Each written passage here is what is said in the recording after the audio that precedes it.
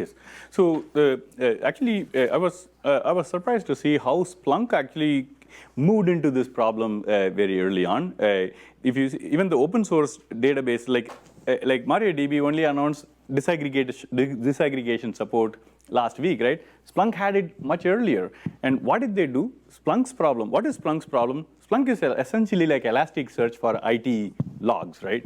And they captured the market really fast, but then they started realizing that the data is growing really, really fast. And Splunk making 3 copies of the data, and then the data itself, logs, are essentially the bulk part of the enterprise data. It is actually not photos, videos, or container and VM snapshots. It is just logs. And they grow from few petabytes to 100 petabytes in no time. This is the real market that Hadoop created and lost to others. Splunk is turning out to become a powerful player there. And Splunk, fundamental problem with the Splunk is Splunk realized that they could not handle the volume of the data. And they could not become cloud native. How do you then become cloud native? Disaggregate storage and compute, become as stateless as possible. But they actually have hard store, which is just cache. So now they can be containerized, and all of the data goes to object storage.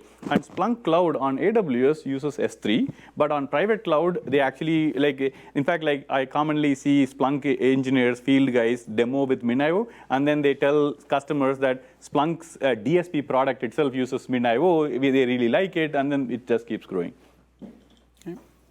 So I'll give a quick demonstration of setting up, not setting up, but a quick demonstration of SmartStore with MinIO.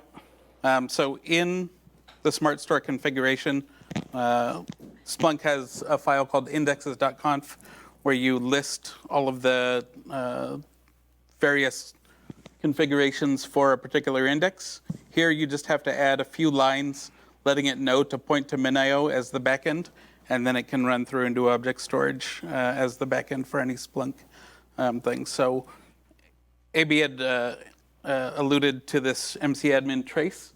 So this trace command lets us see any traffic that's coming into the MinIO server. So if I was to create a new event in Splunk, it's going to create something called a hot bucket on the Splunk side. That hot bucket is essentially local cache for anything that's in the index. So I've created this new event, and then I'll roll that hot bucket, which is going to force data out to the object store. So here you can see we've done a bunch of put objects.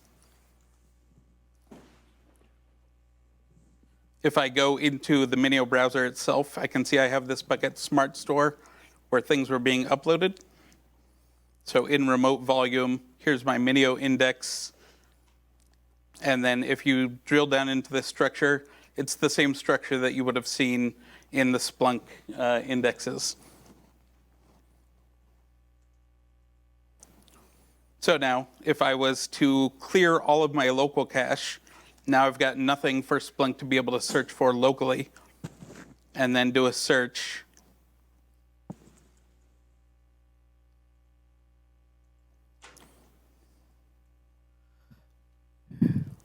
You can see now Splunk has downloaded all of the objects from the object store in order to execute that search.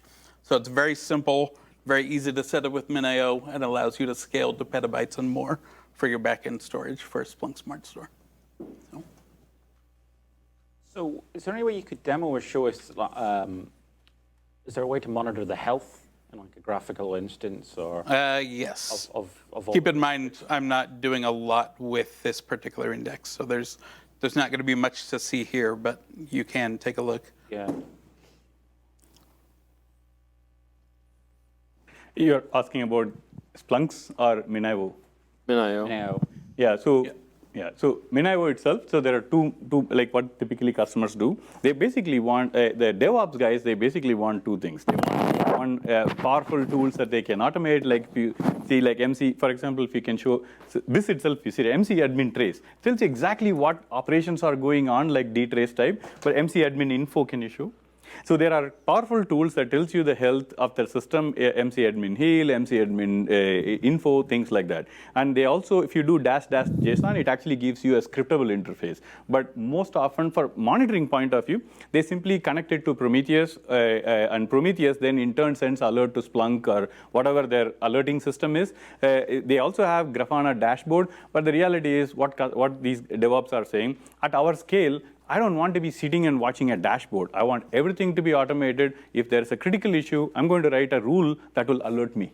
And it could be then some kind of just some SMS notification or things like that. I was just curious because the admin front end that I've seen is very sparse in a nice way.